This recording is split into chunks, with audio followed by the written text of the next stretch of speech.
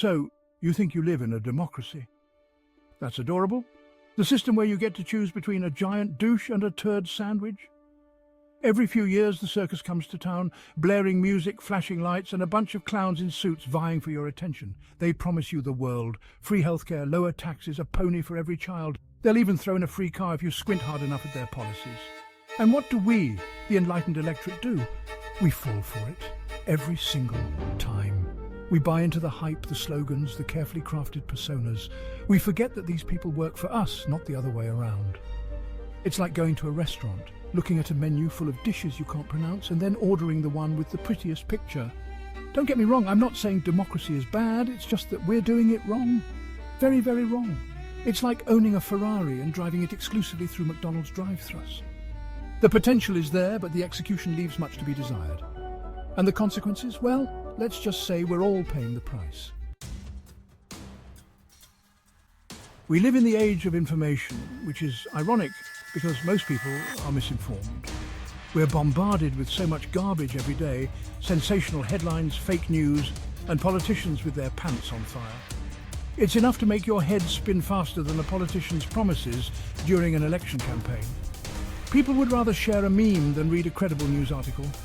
Critical thinking has gone the way of the dinosaurs, replaced by blind faith in whatever pops up on their social media feeds.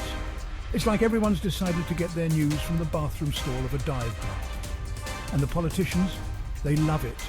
They know that if they keep repeating a lie often enough, people will start to believe it. It's Propaganda 101, folks, and we're all failing the class. We're so busy arguing about nonsense online that we forget to actually hold these people accountable for their actions.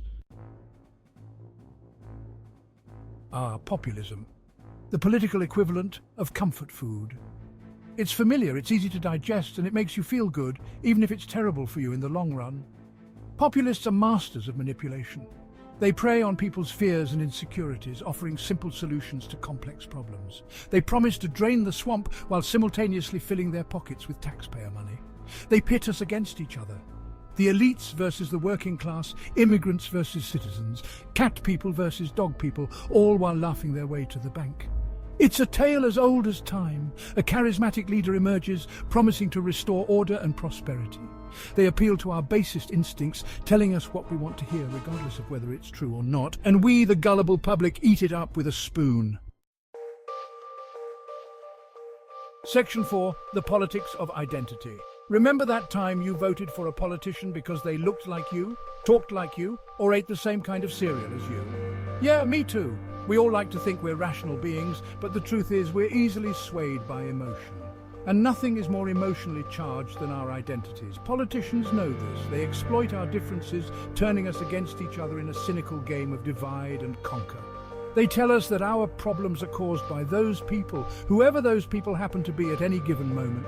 They play on our fears and prejudices using dog whistles and coded language to appeal to our basest instincts. And we, the enlightened electorate, fall for it again and again and again. Section 5. The silent majority's silence. They say silence is golden, but in a democracy it's deafening. Voter apathy is like a slow-growing cancer, eating away at the very fabric of our society. Too many people are too busy binge-watching the latest reality show to bother casting a ballot. My vote doesn't matter, they say, as they scroll through endless pictures of cats on their phones. One vote won't make a difference. And you know what? They're right. One vote doesn't matter. Neither do 2 or 10 or 100. But millions of votes? Now that's a different story. When we don't participate in the political process, we cede power to those who do. We allow a small, vocal minority to dictate the future of our country. We become complicit in our own disenfranchisement. And then we have the audacity to complain when things don't go our way. Section 6.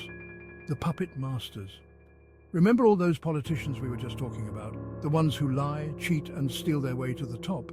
Well, they're not really calling the shots. They're just puppets. And the puppet masters, they're the ones you never see. The ones lurking in the shadows, pulling the strings. They're the lobbyists, the special interest groups, the corporations with more money than God. They're the ones who write the laws, fund the campaigns, and control the media. They're the ones who benefit from the status quo, the ones who profit from our ignorance and apathy.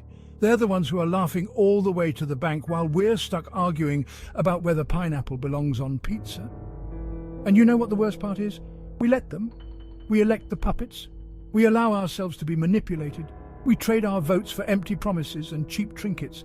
So the next time you're tempted to complain about the state of our political system, just remember, we get the government we deserve.